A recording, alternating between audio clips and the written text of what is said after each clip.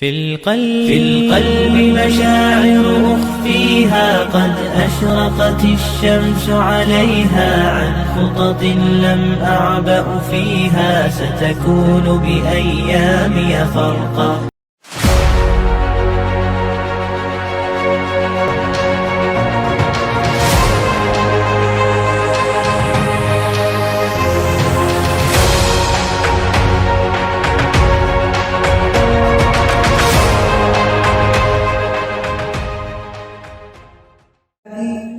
Di 15 tahun ke depan tidak ada. Jadi kamu apa yang terjadi sama kamu 15 tahun ke depan tergantung otakmu masing-masing sekarang. Ada penelitiannya di Harvard University. Siapa yang bilang di mana tuh Harvard? Di mana tuh Harvard? Di Amerika. Apa penelitiannya? Ada 2 kelas diteliti. Satu kelasnya mahasiswa S2, satu kelasnya mahasiswa S2. Jadi ada 2 kelas mahasiswa S2. Anggaplah satu kelas yang ini, satu kelas yang ini. Nah, oke. Satu kelas yang ini mahasiswa S2 disuruh tulis mimpinya 10 tahun ke depan. Apa yang akan terjadi 10 tahun ke depan? Ya, kamu sekarang usianya 14. Kamu usia berapa? 15. 10 tahun ke depan, pada saat usia 25 tahun, kamu kira-kira bakal reuni nggak? Pada saat masing-masing semua usia 25 nih. Kalau kuliah, udah selesai semua. Reunian. Ya, kamu kan semua kan? 10 tahun yang akan datang, pada saat kamu reuni, kamu akan ketemu orang yang dulunya 10 tahun yang lalu apa yang kepalanya, itu yang akan terjadi. Itu diteliti di Harvard. Nah, di Harvard yang ini nih mahasiswa ini disuruh bikin mimpi. Ditulis di kertas begini. Misalnya aku mau punya apa aja ya, ini aku tidak apa, semua pokoknya ditulis di situ. Yang satunya lagi tidak disuruh bikin apa-apa. Yang satu kelas, tidak ada 2 kelas. Satu kelas disuruh bikin mimpi besar. Satu kelasnya lagi tidak disuruh bikin apa-apa. Artinya kertasnya kertas kosong. Kan? Yang satunya disuruh isi kertasnya. Kamu mau punya mobil apa? Kamu mau jadi seperti apa? Rumahnya kayak apa? Kalau mau jalan-jalan ke luar negeri kemana saja? Itu disuruh tulis semua di situ. 10 tahun kemudian dikasih ketemu. Mereka reuni. Ternyata satu kelas yang disuruh tulis mimpi di sini yang ini, kita persentase ya, di atas 90%. Kalau di atas 10% berarti tinggal 10% yang tidak seperti itu. Persis. Di atas 90% mirip semua dengan apa yang dia tulis. Jadi kalau dia bilang, aku nanti pada saat umur 25 tahun, mobilku Jeep yang terbaru. Terus rumahku kayak gini, nanti aku kuliahnya di sini, aku lulusan dari sini. Terus yang satunya nggak bisa apa. Nanti yang satunya nggak jadi apa-apa. Jadi ini yang kelas yang ini, karena tadi kertas kosong, nggak jadi apa-apa. Rugi nggak tuh? Makanya suka ada orang, terutama kalau kamu bergaul sama orang dewasa yang sekarang, yang usia 30 tahun. Kok aku 30 tahun nggak jadi apa-apa ya? Kok aku ngapain aja nih selama 10 tahun terakhir? Kamu punya orang yang melihat kayak gitu? Ada orang yang 30 tahun tidak jadi apa-apa? Usia 25 nggak apa-apa, nggak ada apa-apanya kayak gitu. Uang masih minta sama ortu, kerjaan tidak ada. Ada orang kayak gitu. Tapi ada orang usia 25 tahun di Malaysia itu jadi menteri. Ada orang di Makassar usia 25 tahun sudah jadi anggota dewan DPRD provinsi. Nah, saya mau bilang hati-hati dengan mimpimu. Jangan buat mimpi yang kecil-kecil. Mimpilah mimpi yang besar. Nah, jadi Al-Biruni selalu mengajarkan kayak gitu, bahwa kamu jangan pernah mimpi atau buat rencana di kepalamu yang kecil-kecil. Kamu tahu kan Traveloka? Kamu tahu kan Gojek, Grab? Kamu tahu kan siapa yang buat itu? Orang yang punya mimpi 10 tahun yang lalu. Siapa mereka? Orang-orang yang percaya tentang mimpi besar. Orang-orang yang kalau dikatawai mimpi besar, dia nyantai. Karena nanti mimpimu itu kalau dikatawai orang itu baru bagus. Dikasih lihat temanmu itu mimpimu. Kalau dikatawai bagus. Kalau nggak dikatawai berarti mimpi biasa. Kalau mimpi luar biasa itu ketawai pasti diolok-olok. Dulu siapa yang coba mengira kalau ayat Aqua nih tahun 90 ini belum ada, dan orang dulu pasti bilang mana ada orang beli air. Dulu kan orang semua dulu pada masak air, tidak mungkin ada orang beli air. Itu jangan dulu, tapi penemunya ini bersikeras bahwa 10 tahun ke depan, 15 tahun ke depan, tidak ada orang masak lagi di rumahnya. Dia pasti beli air. Apa yang terjadi hari ini? Semua pada beli air. Ini namanya leader eksponensial. Inilah pemimpin eksponensial yang dia membuat sesuatu yang tidak ada di zamannya. Di zaman waktu itu tidak ada yang jual air. Dia berpikir nanti. Sama juga handphone yang kamu pakai itu semua dibuat oleh orang-orang yang berpikir jauh ke depan. Nah, jadi yang akan membedakan kamu dengan temanmu nanti ini di sini ada mimpinya. Kadang saya bilang nanti umur 22 pada saat kamu umur 25 nanti kamu akan reuni. Saya sekarang model berbeda. Apa yang membuat dia berbeda? Mimpinya, bukan usahanya, bukan. Usaha itu karena mimpi. Kalau kamu punya mimpi besar, usahamu besar. Tentu orang yang punya mimpi besar gak mungkin cuma duduk di dalam kamar main game, ngabisin waktu, tiduran. Orang yang punya mimpi besar, dia akan cari cara supaya bisa mendapatkan mimpinya. Jadi hati-hati dengan mimpimu, karena nanti 10 tahun ke depan, nanti kamu akan ingat apa yang saya katakan. Oke? 10 tahun ke depan. Nanti Pak Ratu udah pernah bilang nanti 10 tahun ke depan kita akan ketemu lagi. Nanti pada saat ketemu lagi, nah ketahuanlah siapa dulu punya mimpi yang besar, siapa punya mimpi kecil. Kalau yang mimpi besar, dia besar waktu itu. Saat umur 25 dia besar. Pada saat dia kalau yang punya mimpi kecil, dia tetap seperti itu. Kata dia ada baliknya di hafal saya bilang. Nah, jadi anak sekalian, bukan sekolah tidak sekolahnya diukur nanti. Mimpimu akan mengajak kamu ke sana. Misalnya begini, ada orang yang punya mimpi, saya mau punya uang 1 T. Apa perlu kuliah? Untuk sampai punya uang 1 T? Tidak.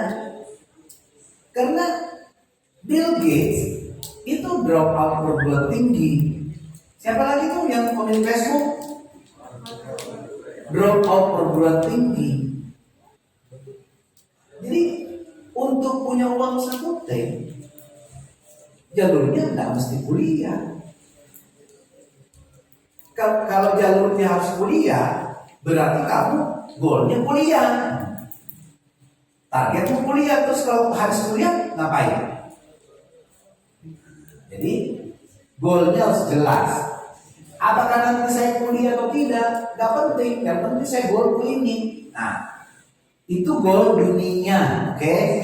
Goal dunia. Jadi kamu harus punya goal dunia. Karena kita ini umat Islam, yang semua ibadah-ibadahnya hampir semuanya ibadahnya pakai duit. Betul nggak?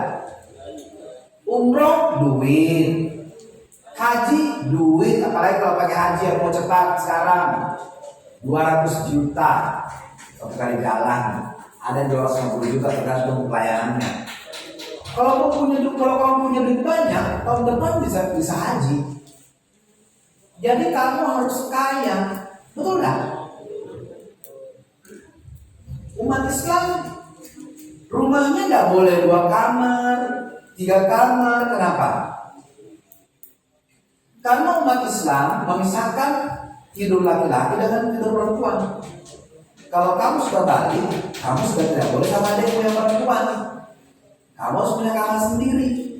Jadi bayangkan kalau anaknya, misalnya orang 4 aja, 2 perempuan, 2 laki-laki, berarti sudah 2 kamar toh.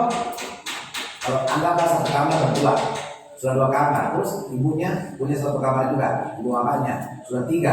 Kalau ada pembantu terus ada tamu, kalau ada pembantunya tambah 1 lagi kamar, berarti sudah 4. Kalau ada kamar tamu, sudah 5. Jadi minimal rumahmu harus berapa kamar? 5 kamar. Coba kalau rumah 5 kamar besarnya kayak apa? Harganya berapa? Berarti orang Islam boleh miskin atau boleh kaya? Orang Islam boleh miskin atau boleh kaya? Harus kaya. Kenapa? Karena infak sedekah pakai apa? Pakai duit, pakai materi, bukan berinfak dengan senyum saja. Ya kalau senyumnya setiap hari kamu berinfak, bersedekah senyum, ya senyum, sedekah kata-kata, iya. Tapi kamu juga harus bersedekah pakai duit. Nah, jadi kamu harus kaya, umat Islam harus kaya. Itu lihat tulisannya. Abdurrahman bin Auf, pebisnis ulung, sahabat yang paling dermawan dan hartanya diberkahi. Bayangkan. Coba googling berapa hartanya Abdurrahman bin Auf. Tercatat di Google sekitar 6.000 triliun. 6.000 triliun. Baru Abdurrahman bin Auf gak benar-benar berbisnis. Dia itu hanya ingin membantu orang. Pernah dengar ceritanya Abdurrahman bin Auf membeli kurma busuk? Karena dia ingin miskin, dia ingin mengurangi hartanya supaya hisabnya dikurangi sama Allah nanti di akhirat. Maka dia ingin memiskinkan diri. Caranya bantu orang, dia beli kurma busuknya masyarakat. Ternyata Allah malah tambahi kekayaannya. Malah ada negara yang kena sakit kayak sekarang nih. Kayak sekarang ini kita kan lagi pandemi nih, virus. Nah, virus itu, pandemi itu hanya bisa diobati dengan kurma busuk. Jadi dibelilah kurma busuknya Abdurrahman bin Auf dengan harga berkali-kali lipat. Jadi bukan tambah miskin, semakin kaya. Jadi memang Islam seperti itu. Jadi Islam itu kan membantu kaya untuk membantu orang. Nah, jadi mimpi besarmu di dunia harus ada. Nah sekarang ini juga ada mimpi di akhirat loh. Jadi Islam itu kan harus punya 2 mimpi. Ya kan, coba lihat di Al-Quran, selalu bersambungkan itu di dunia wal akhirat. Jadi tidak boleh bilang kamu sukses di dunia terus kamu gagal di akhirat. Tidak ada. Itu ditujukan kepada siapa? Sukses dunia, sengsara di akhirat. Ditujukan kepada siapa? Orang-orang kafir. Orang-orang kafir itu sukses di dunia, sengsara di akhirat. Kalau umat Islam sukses di dunia, sukses di akhirat. Tadi kan saya sudah cerita tentang sukses di dunia.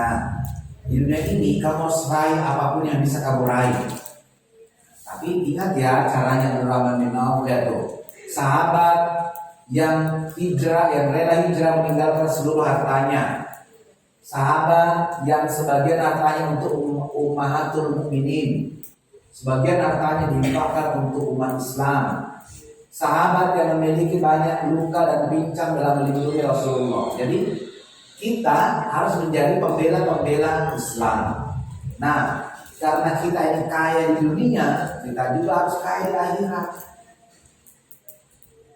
Untuk bisa masuk surga harus kaya sebelumnya. Nah, ini ada yang di sini ya. Bisa lihat ini? Ada namanya beriman. Kamu kan udah dididik untuk beriman. Ya. Beriman. Orang beriman itu diuji apa tidak diuji? Nah, diuji dengan apa? Ya itu. Jadi orang beriman itu akan diuji. Itu yang pertama. Nanti ada namanya P, perasaan positif, positive thinking. Jadi nih saya ini ya khusus bekal kami ya. Berpositif thinkinglah kepada setiap orang, walaupun penjahat sekalipun. Jadi kamu harus selalu berpikir positif. Apa yang akan terjadi apabila kamu berperasaan negatif? Itu akan membuat kamu tidak semangat. Semangat yang lembek, yang lemah, karena kamu selalu punya prasangka. Kamu suka perasaan, ya, pakai perasaan, suka berprasangka. Nah, jadi selalu harus punya perasaan positif, terutama ya bukan hanya kepada manusia, tapi kepada Allah juga.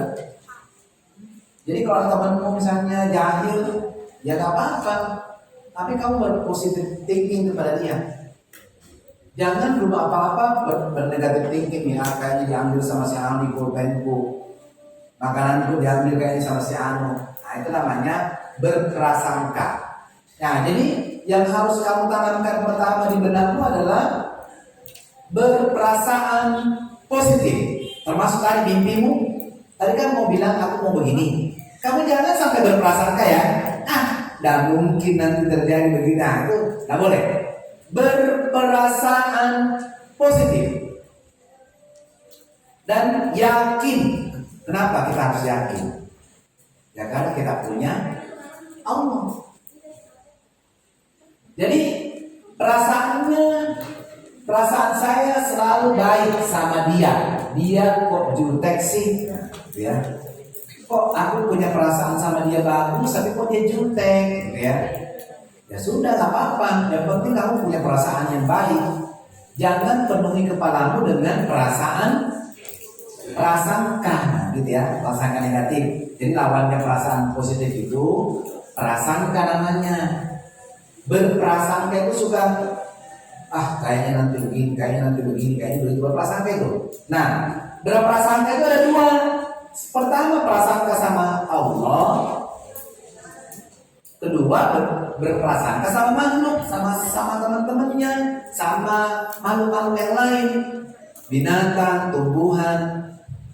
Berprasangka sama Allah, kita suka paling juga kalau saya baca tahajud, aku juga tidak dikabulkan, begitu kan? Jadi kita ini suka tahajud nih, baca Quran, terus kita berprasangka sama Allah. Aku banyak baca Quran, kok aku juga tetap doaku tidak dikabulkan. Kenapa aku begini, kenapa aku begitu, tetap ji. Nah, itu namanya prasangka kepada Allah. Boleh tidak berprasangka sama Allah? Boleh tidak? Tidak boleh. Jadi kita tidak boleh punya prasangka sama Allah. Tidak boleh misalnya, kenapa Allah tidak sembuhkan aku? Kenapa Allah tidak kasih aku begini? Kenapa Allah tidak kabulkan doaku? Nah, ini ada cerita nih. Ini ada cerita. Ada satu kelas 1 SMP. Pada saat dia lagi belajar azan. Lagi azan. Kalau azan wajib mendengarkan azan atau kita tetap lanjut belajar? Kalau ada azan terdengar, kita tetap melanjutkan pelajaran atau kita mendengarkan azan? Mendengarkan azan. Oke, mendengarkan azan. Jadi kalau kamu lagi beraktivitas, terus mendengar azan, kamu berhenti beraktivitas. Dan itu kelas dia berhenti beraktivitas. Apa yang dilakukan? Kata gurunya, oke sekarang kamu jawab azan ya. Kan jawab azan bagaimana? Kalau anda asyhadu an la ilaha illallah, kita jawabnya apa? Asyhadu an la ilaha illallah. Kalau misalnya hayya shalah, la haula wala quwwata illa billah. Begitu seterusnya sampai azan selesai, terus baca doa. Tahu nggak doa setelah azan itu?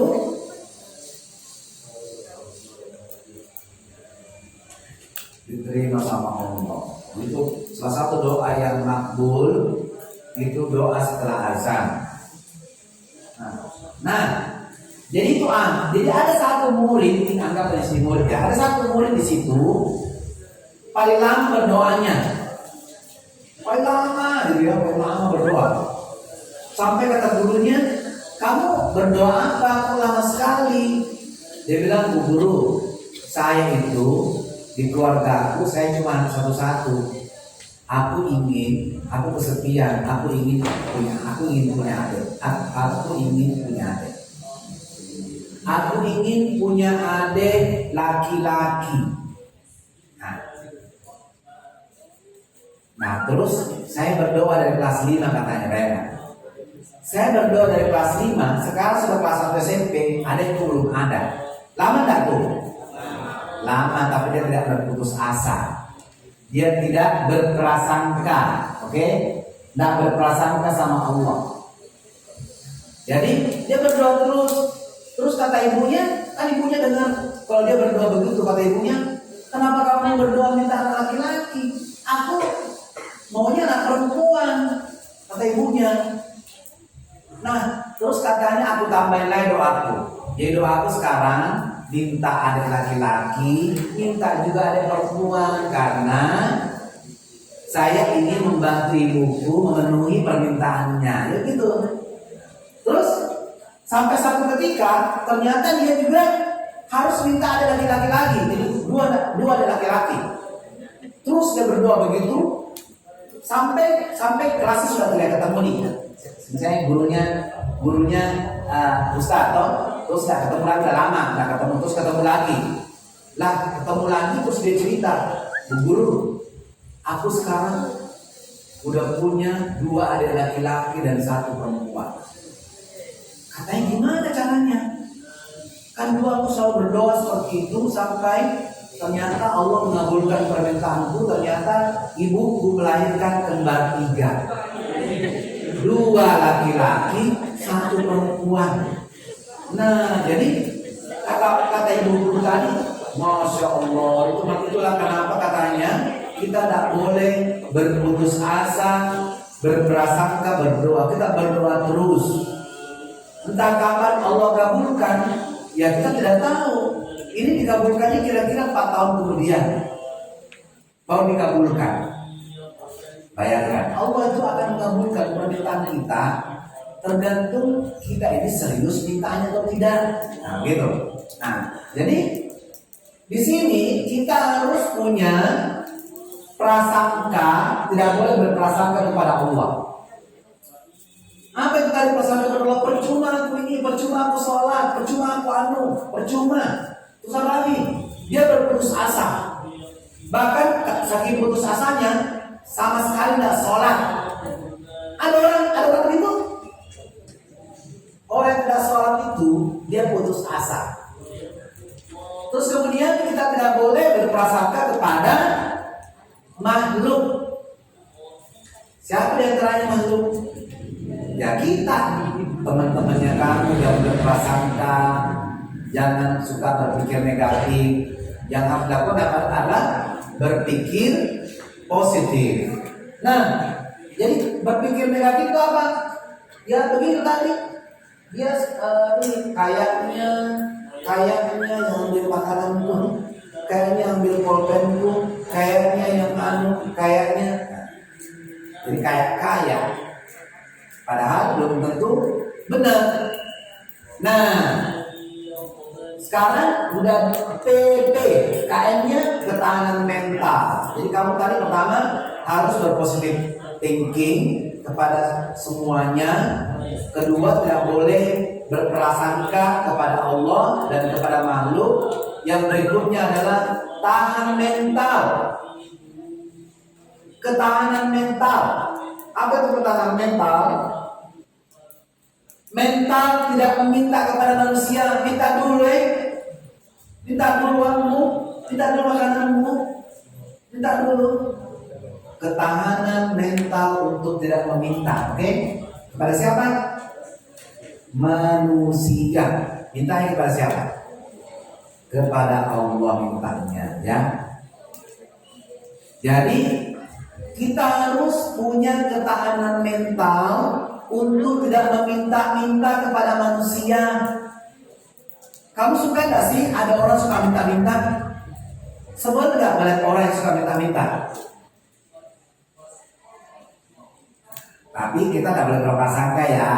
Jadi kalau mau minta kasih aja. Tapi kasihan orang yang suka minta-minta. Nah, kita dilarang minta-minta, larang. Karena ada tuh orang yang punya sifat kayak begitu. Jadi dia memang sengaja gak mau apa-apa. Nanti kalau tiba di sekolah dia minta ininya, minta kuenya, minta air minumnya, minta ininya, begitu. Nah, Islam melarang kita begitu ya. Berikutnya, kita harus punya ketahanan mental, tidak berharap kepada manusia.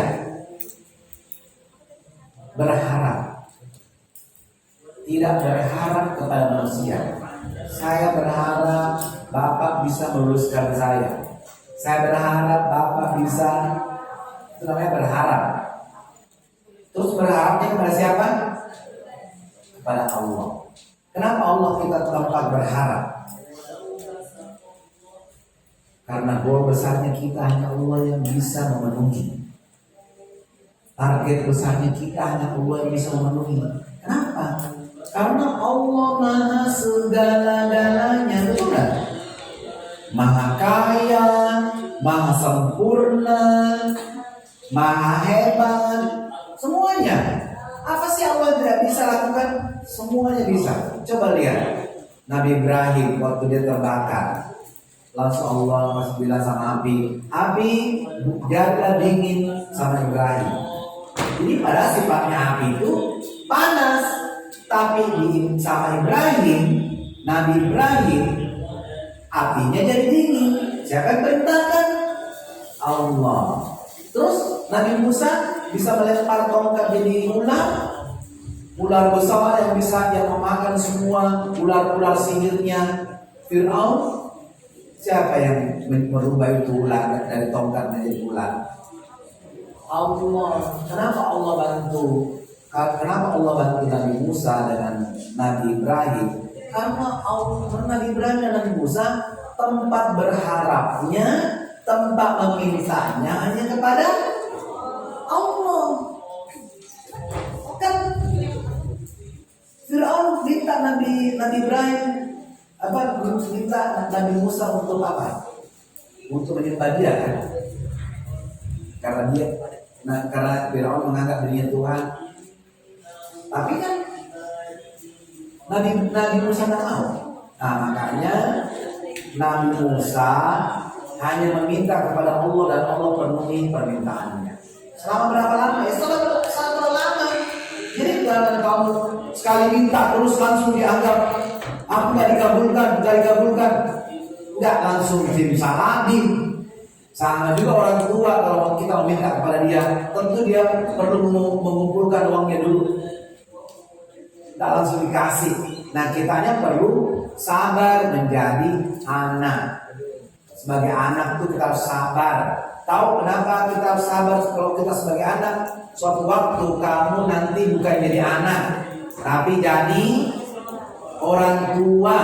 Nanti kalau kamu sudah jadi ibu, sudah jadi bapak, udah tahu merasakan, oh begini dulu yang dirasakan bapakku, oh begini dulu yang dirasakan mamaku.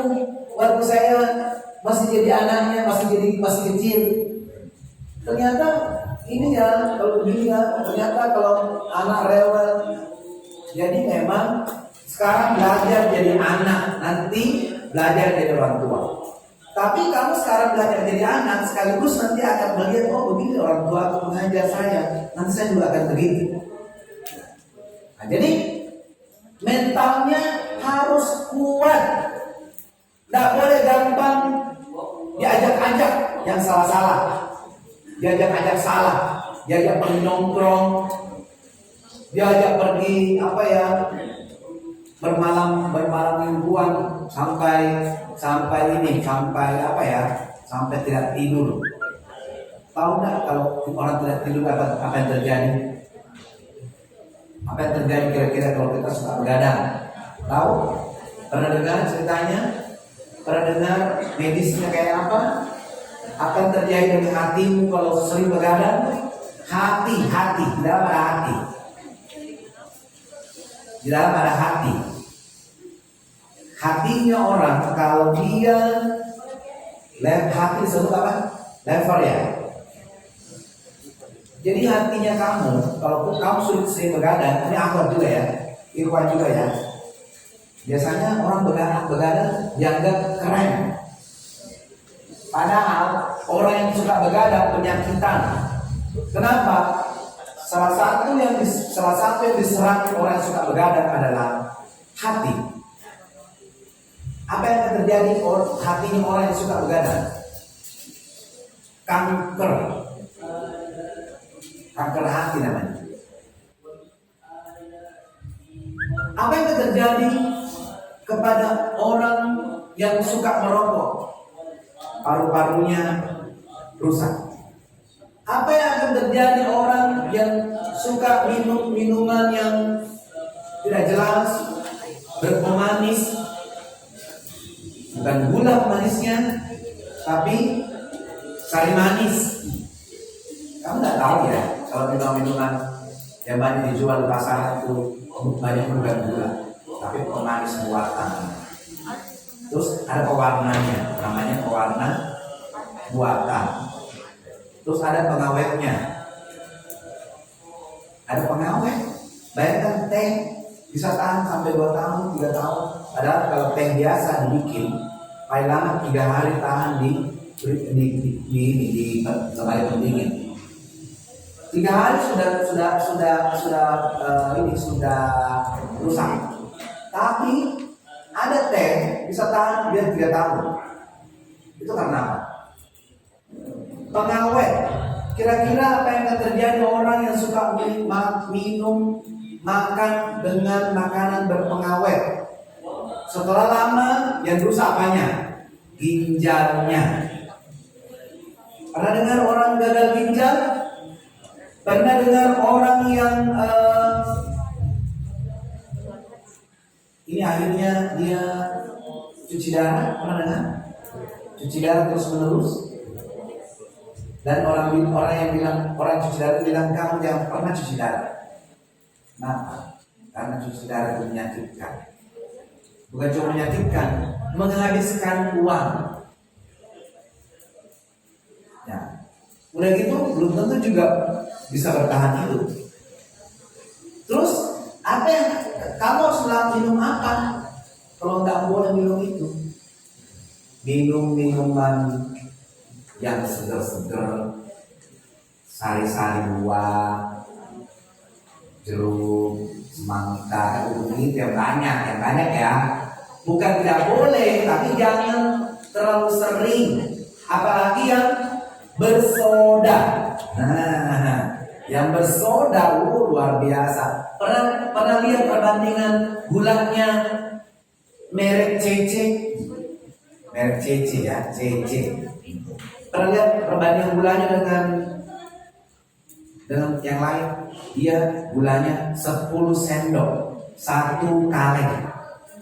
Jadi kalau kamu minum CC dan teman-temannya, kamu seperti kayak minum air gulanya 10 sendok. Dan kamu tahu rasa aslinya CC itu seperti apa? Kenapa banyak sekali gulanya? Karena dia pahit. Jika dia pahit boleh dikasih manis. Ya, bayangkan aja, yang pahit boleh dikasih manis butuh berapa banyak bulan. Nah, bayangkan kalau kamu minum begitu terus selama bertahun-tahun. Saya punya teman usia 30 tahun sudah almarhum, gagal ginjal. 30 tahun. Jadi Islam berharap kita umurnya panjang, tapi sehat dan kita bermanfaat. Betul kan? Jadi umur kita panjang, sehat. Karena orang sehat yang diharapkan dalam Islam. Kenapa? Pergi haji pakai kekuatan, umroh pakai kekuatan, sholat pakai kekuatan, sholat pakai masjid jalan kaki. Nah mungkin naik mobil dari pintu ke pintu, nah gitu. Jadi jalan kaki, kita harus sehat, kuat. Jadi minuman yang tidak banyak diolah, terus perbanyak minum air putih. Ini banyak minuman putih. Bukannya dikit-dikit minuman berwarna, dikit-dikit minuman berwarna. Udah gitu berwarnanya bersoda lagi. Oke, jadi kita tidak boleh menunjukkan kesulitan di hadapan manusia. Jadi jangan terlihat sulit ya. Bisa gak sih kamu membedakan orang yang sulit dan orang tidak sulit? Bisa? Bisa kamu bedakan? Dari mana dia kelihatan bahwa dia sulit dan tidak sulit?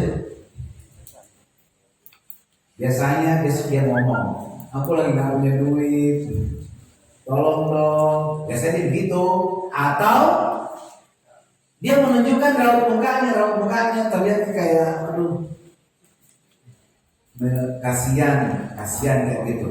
Nah, jadi kamu harus tahan mental untuk tidak menunjukkan kesusahannya di hadapan manusia. Jadi di mana dong Ustaz? Saya harus melakukan itu. Saya mau menangis, saya mau berkeluh kesah, saya mau mengadu di mana? Sama Allah. Saat kapan? Saat sholat. Dan paling bagus lagi kalau sholat malam. Di situ ya Allah, aku minta kepadamu ya Allah, kasih aku ini. Nah, tadi yang pertama, toh. Terus ya Allah, aku berharap kamu mengabulkan permintaanku untuk begini. Ya Allah, kasihlah aku ini. Ya Allah, aku tidak punya ini. Ya Allah, tolonglah ya Allah. Tidak ada yang bisa menolongku ya Allah. Banyak doa gitu kan.